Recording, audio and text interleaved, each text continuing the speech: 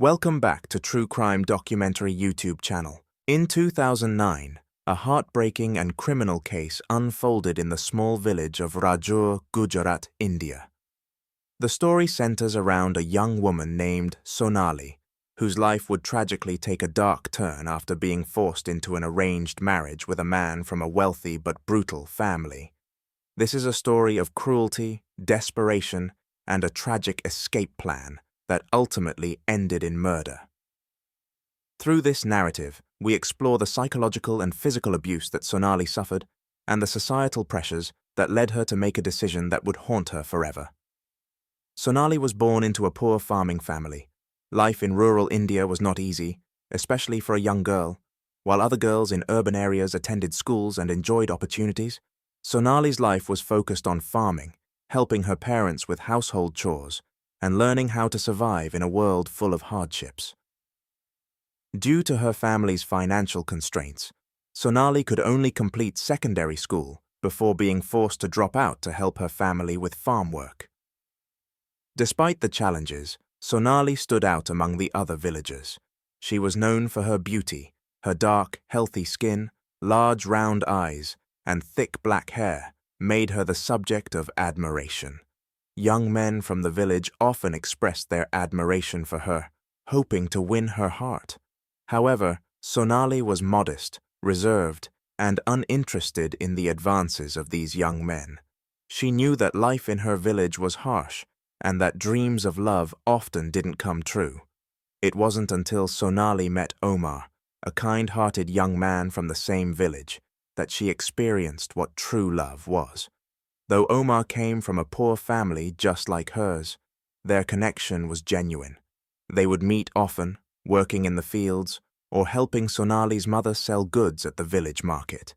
Despite the difficult conditions, their love was simple, sincere, and filled with the hope of a better life. However, as much as they loved each other, their relationship was doomed from the start. The harsh realities of their financial conditions forced Sonali's parents to think of a better future for their daughter, one that was more stable than the poverty-stricken life they all endured.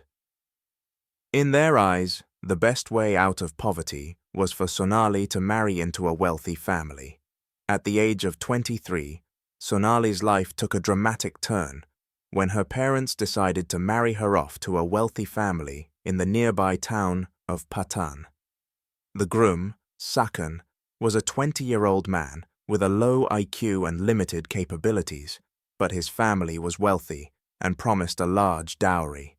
For Sonali's family, the decision was a pragmatic one. It was a chance to escape their poverty. Sonali's personal desires and love for Omar were overlooked in favor of financial stability. When Sonali learned of her impending marriage, she was heartbroken. Her dreams of a future with Omar seemed shattered. Sonali's family, though loving, were driven by the harsh realities of poverty and societal pressure. They believed that the economic benefits of this marriage would help them all live a better life. However, Sonali felt betrayed.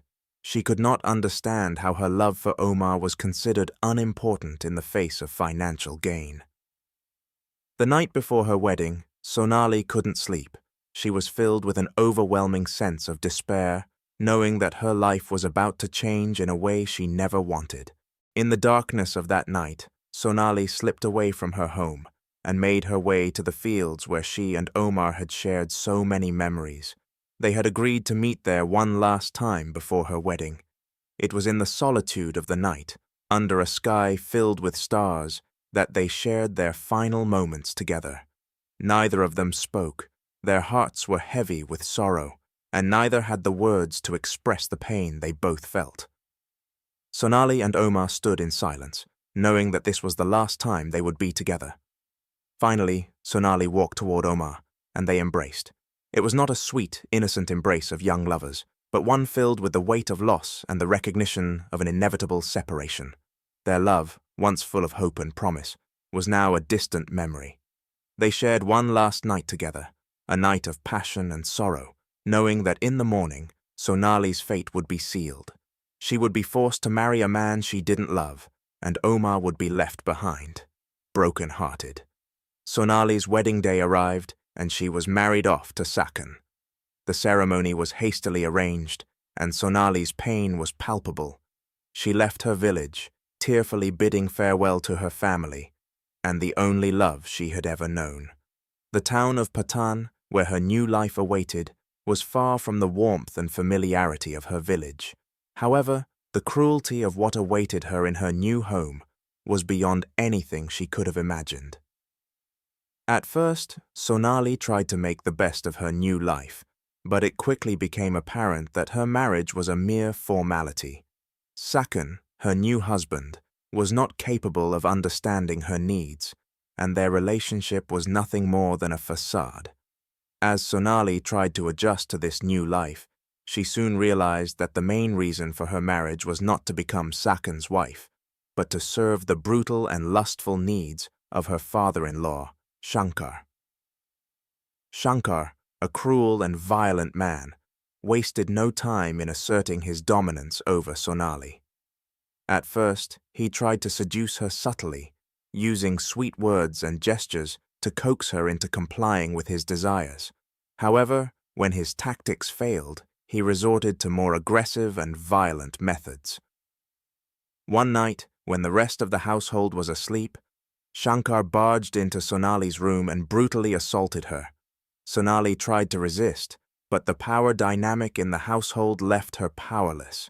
From that night onward, Sonali's life became a living nightmare. Shankar, emboldened by her apparent inability to resist, became more and more violent. He subjected her to repeated assaults and abuse, even in front of the household staff. He humiliated her publicly, forcing her to serve him in ways that no human being should endure. Sonali's sense of self-worth was destroyed, and she found herself trapped in a nightmare with no way out. Her mother-in-law, Deepa, was equally powerless. Having suffered under Shankar's tyrannical rule for years, she had become submissive to his will. She knew about the abuse Sonali was enduring, but she was too afraid to intervene.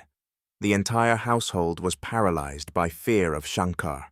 Even the servants, who witnessed the abuse, remained silent, terrified of the repercussions of speaking out. In addition to the physical abuse, Sonali's mental state deteriorated. She was constantly humiliated and degraded, and she saw no way to escape. The abuse continued relentlessly, with Shankar even going as far as to humiliate Sonali in front of the family and servants. No one dared to intervene. The silence of those around her only fueled Shankar's cruelty. After months of suffering, Sonali made the decision to escape. She could no longer live under the weight of Shankar's abuse, and she knew that her only hope for freedom was to seek help from the one person who still cared for her, Omar. Despite the years that had passed since their separation, Sonali knew that Omar would understand her pain and offer her a way out.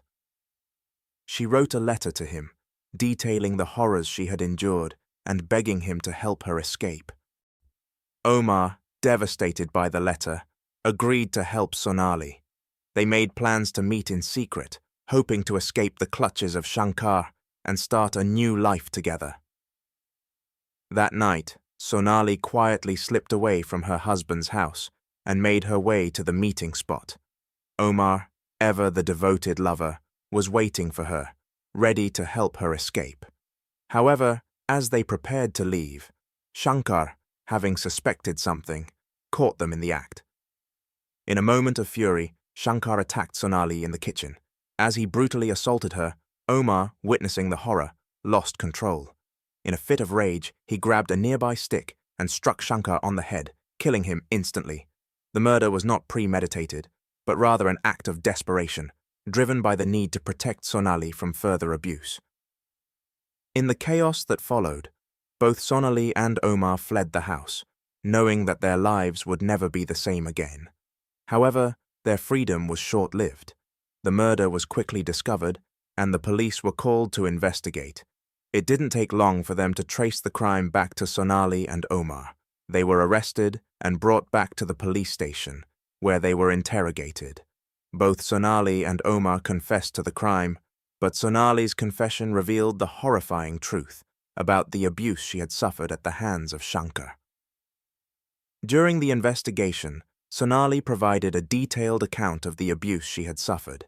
She spoke about the years of physical and mental torment she had endured, and how she had been left with no choice but to murder Shankar in order to escape. Several family members and servants, who had been silent witnesses to the abuse, were interviewed and revealed the extent of Shankar's cruelty. However, most of them were too afraid to intervene, fearing retaliation from Shankar. As the trial began, the court heard testimonies from friends, family, and witnesses who had seen the abuse firsthand. The case became a symbol of the dark undercurrents of domestic violence in rural India. It shed light on the systemic issues of gender-based violence and the silence of those who should have spoken out.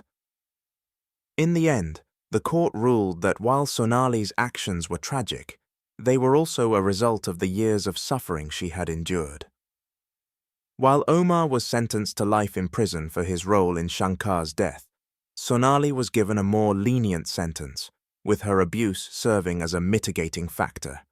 The trial sparked debates across India about the role of women in abusive relationships and the responsibility of society to protect them. If you enjoyed this video, don't forget to like and subscribe. Be sure to check out our other videos for more captivating stories. Take care, and we'll see you in the next one.